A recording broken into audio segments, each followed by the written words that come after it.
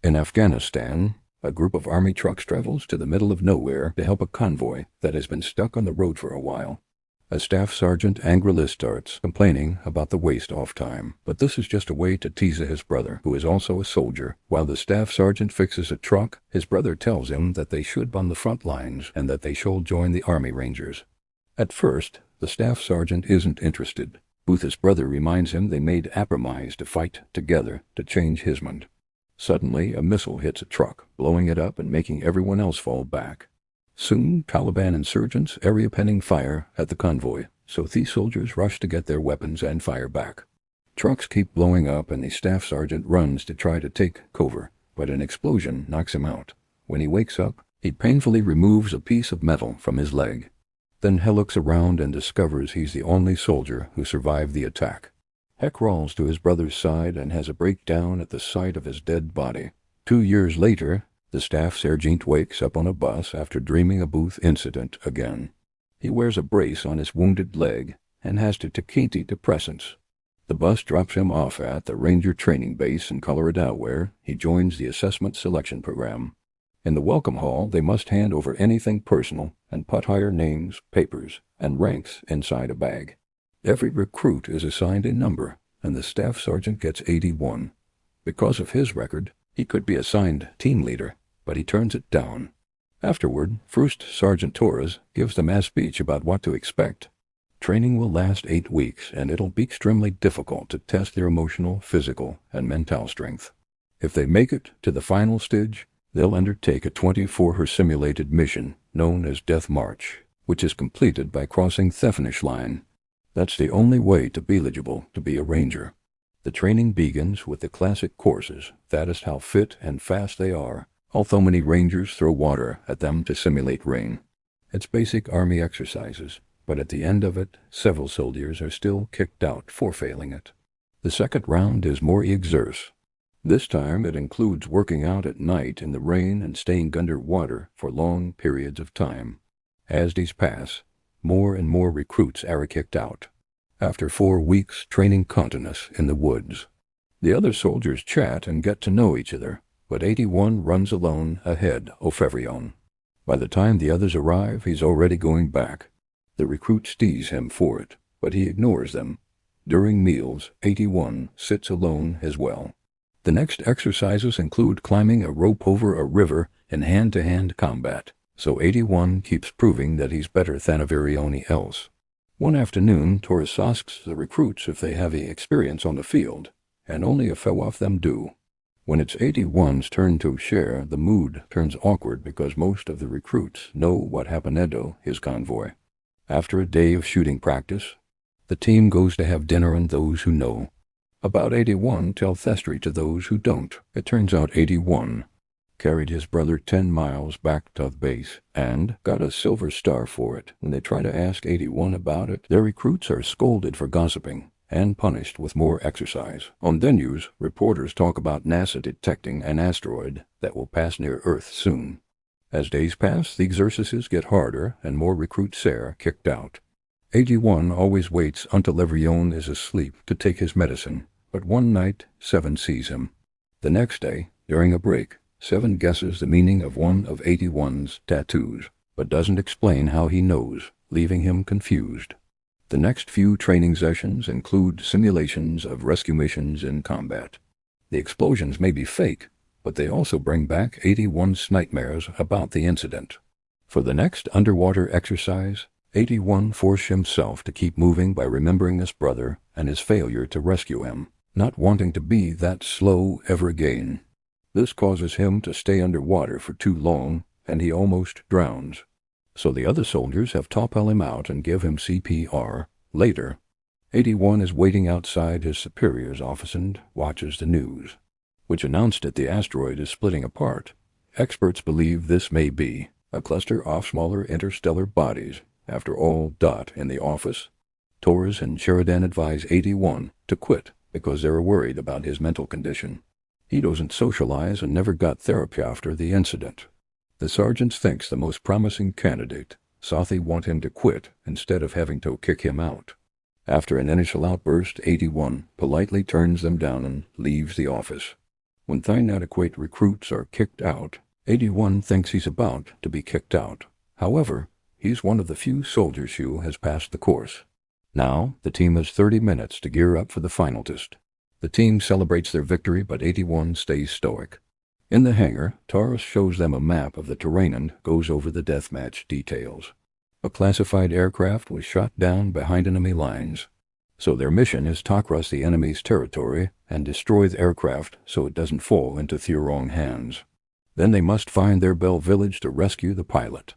To everyone's surprise, 81 is assigned to the team leader. The recruits get on the choppers, which quickly take off. They recognize most of the area because of their training, but there's a space they can't identify. A ranger tells them it's a private quarry, and if they come across that they're way off course, eventually the team is dropped off, and they immediately hide in the woods. 81 doesn't know how to give a speech, so 7 takes over and shares some inspiring words. The group travels through whole day, and only stops at night to tourist. While on guard duty, 7 tries to share something personal, but 81 doesn't want to hear it. Minutes later, something glowing lands nearby, causing the whole area to tremble. After the initial shock, the team theorizes that it was just artillery fire, and they're being punished for resting. 81 does its time to keep moving. The next morning, the team sees an aircraft cross the stream. It's not a normal model, so they think the Rangers put extra effort into the special effects. 81 starts making a plan, but a soldier interrupts to point out that this aircraft isn't on the coordinates they were given. He also says that his compass isn't working. The others check their own compasses and discover they're a malfunction too. 111 then informs that he doesn't have a signal on the comms either. He only picks up a weird interference.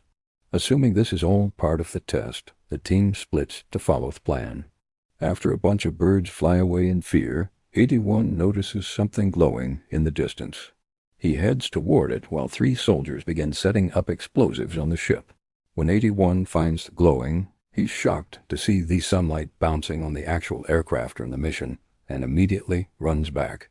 The explosives blow up, but they cause absolutely no damage to the strange aircraft.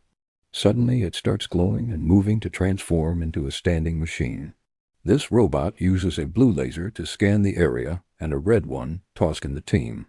Then it reveals a weapon and opens fire, so the soldiers run to take cover. Unfortunately, a few of them are shot down.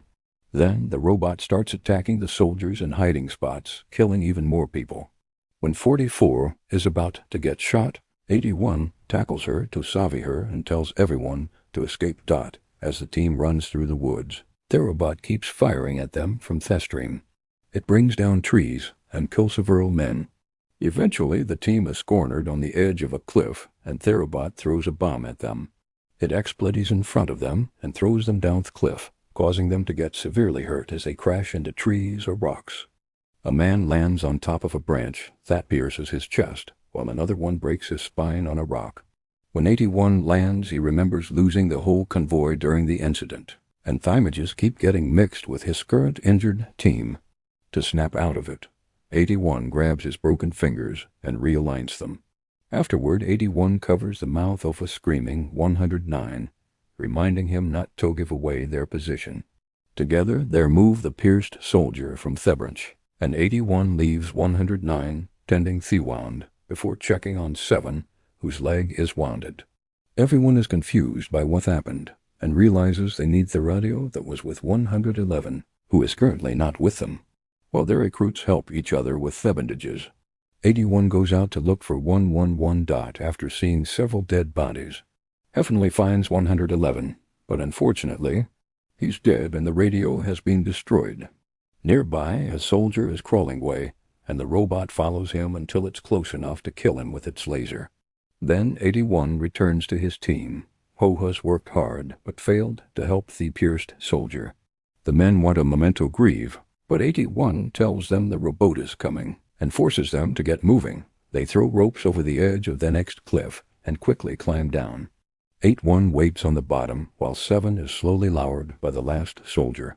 At that moment, he sees his compass going crazy, which means the robot is near. Suddenly, the machine appears on top of the cliff and opens fire, causing 7 to crash in the ground and killing the other guy whose torn body falls nearby. The team sticks to the wall as much as possible while the robot scans the area. Unfortunately, the laser catches one off their legs, so the 6 remaining soldiers have to start running again. 7 is being carried and screams when he sees the incoming explosive shot by the robot. The team runs as fast as possible as the explosives go off around them, causing them to fall over and over. They never give up and keep on moving until they manage to leave Deadliest out of the robot's reach. On Annapin grassland, they finally stop tourist. The team discusses theories about what's happening, while 81 tries to bandage 7's leg, but he freezes at the sight of the blood. 7 comforts him with gentle words, helping him snap out of it. Unfortunately, they're medicineful during the attack. SO-81 has to adjust the bone without it, and 7 passes out because of the pain afterward. 81 tells the team he saw their real target, and it wasn't Therabot, so they've accidentally gotten involved in something they can't control. Their best option is to reach village. 15 thinks it's a bad idea to cross an open field and be exposed, but 81 points out that they have neither choice. After throwing out any non-essential baggage, they keep moving while carrying 7 on a stretcher. Eventually, they reach a river with heavy currents, so 81 announces they're reinstalling a zipline. He ties a rope to his back and jumps into the freezing water, only for the currents to start pushing him. 44 loses sight of him for a few seconds, but 81 never stops swimming again after lots of effort. He reaches the other side. Once 81 has secured the lean, 15 starts crossing it while pulling 7 along. The stretcher gets stuck on a knot, so 15 has to go back to fix it. In the struggle, one of the stretcher's knots opens, and now it's only hanging from one side. 81 and 44 Decidetto climb from opposite sides to keep balance, and together they grab 15 to help him keep up the stretcher. Since Sirione is distracted, they don't see the compass malfunctioning again. Soon the robot appears and scans the Arib 4 opening fire, causing the whole team to fall into the water. The currents push everyone except for 81, whose leg is stuck on a rope. The robot steps into the water, too, and gets ready to shoot 81, who quickly cuts Therap with his knife to escape jesting team. Whenever the robot shoots, 81 hides underwater to be safe. Nearby, 7 is floating away on the stretcher, so 81 swims toward him to catch him. The currents are still too strong, though, so they throw everyone down the waterfall. 81 makes sure to swim to grab 7 again, only to pass out. Minutes later, the team finds themselves on the shore. It turns out they were saved by 60, who explains he was blown into therapids during the first robot attack. He thought everyone was dead, so he travelled until he saw the survivors coming down the waterfall. After seeing another body in the water, 81 announces it's time to keep moving. After hours of walking through the hills and Deadliest, 81 stops the team when he finds a trap. It's a rope on the trees connected to a flare, which means it was set up by their sergeants as part of the original mission. They dodge it and keep walking until they finally reach the village, only to discover it's being destroyed by the robot. The antenna is broken, explaining why comms don't work. 81 tracks the direction of the destruction and looks up the mountain where he notices dark smoke. The TM realizes that the robot came with a fragmented asteroid, and therefore its alien technology. At that moment, they hear a voice, so they move some debris and find a sergeant whose whole body is burned. He only gives them one last look before he dies. There's a tank nearby, so 81 wants to fix it and leave quickly. 15 says they need a minute and complains about 81's lack of feelings, causing 81 to snap. He grabs 15's by his clothes and explains that after the incident hadn't make it back to the base. He woke up in a hospital, and his brother was already in a box on a plane. Doctors told him that he passed out 100 yards from the perimeter, so his brother died because 81 couldn't last a little longer. He thinks the medal only signifies the worst day in his life. 81 understands everyone's feelings, but this isn't about them anymore. They need to return to the base to warn the world about the alien threat. At first, 15 can only stare at how everyone is inspired by 81's words and rush to help. The tank still won't start, so 15 decides to finally jump in and uses his mechanic knowledge to get the tank going. The guys use a rope to pull the tank out off debris, and the shaking opens a compartment with some food that 44 immediately shares. At that moment, a flare appears in the sky, and the team realizes that the robot must have stepped on the trap. Everyone rushes target in the tank, except for 15, who goes back to grab some ammo. The robo tappers and opens fire at him, killing him right after he throws the ammo into the tank. 44 drives the tank through Thephorist, while the guys use the ammo to open fire, but it seems human weapons didn't cause any damage to it. Therabo's attacks keep hitting the tank, so 44 forces the vehicle to go as fast as possible. When part of the tank catches on fire, the team immediately puts it out with an extinguisher, but clearly the armor can't last much longer. To the team's surprise, Therabot suddenly stops following them. But it's because it's shooting more explosives. The bombs explode around Thetan and throw everyone around, causing them to hit their heads on the walls. Yet 44 never stops driving. When Therabot shoots several grenades, their assaulting explosion is finally big enough to push the tank down the hill. It crashes into every tree in the way until it manages to leave the forest, and the team doesn't see the robot behind them anymore. Unfortunately, this is because the robot is now above them. It jumps off the cliff and lands in front of the tank to shoot a power phaser beam.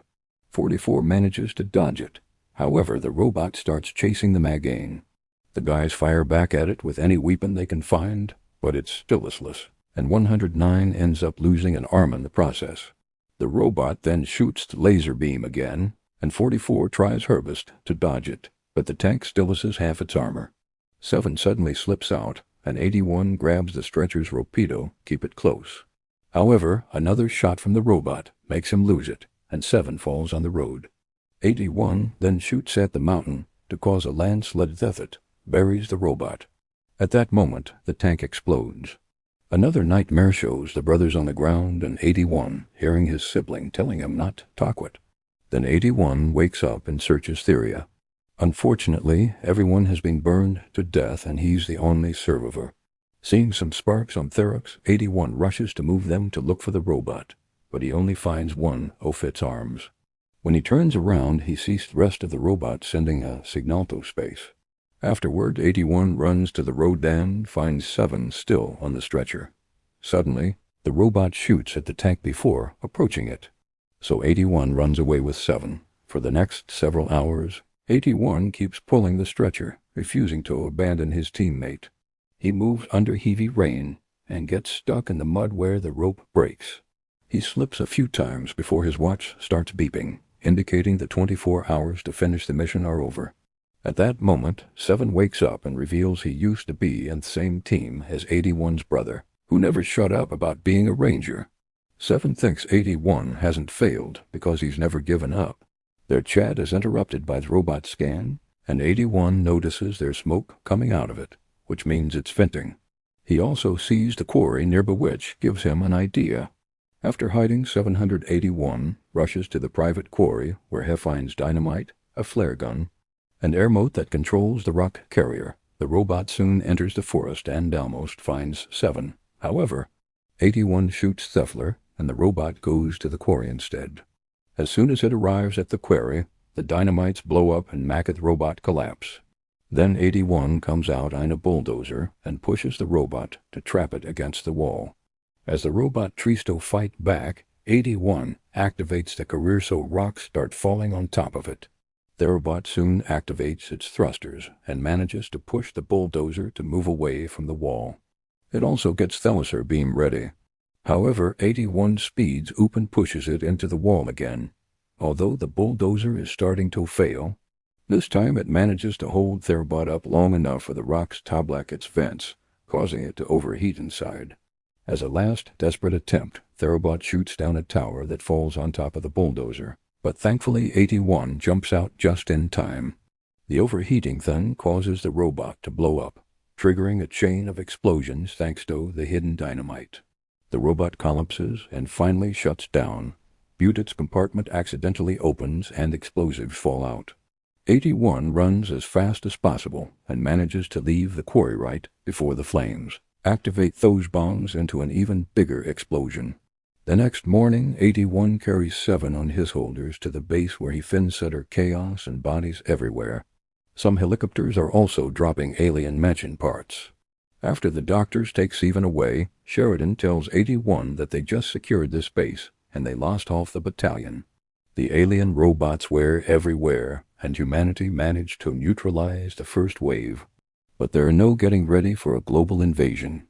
On the news, footage from all over Thule shows asteroid fragments landing in different countries to release Therabots. Political leaders are gathering to make a plan, and allied forces of Alkans are teaming up. 81 tells Sheridan about the robot's ventilation system being the weak spot, and the information is immediately sent to every country. Sheridan says this intel will save Live Sand officially, welcomes 81 as a ranger. Afterward, 81 gives a speech for the ranger team before they all leave it together in the helicopters, ready to fight. When he falls asleep, he dreams about a bonding moment with his brother instead of the usual nightmares. Make sure to subscribe and turn on notifications so you can watch more videos like this. Thanks for watching.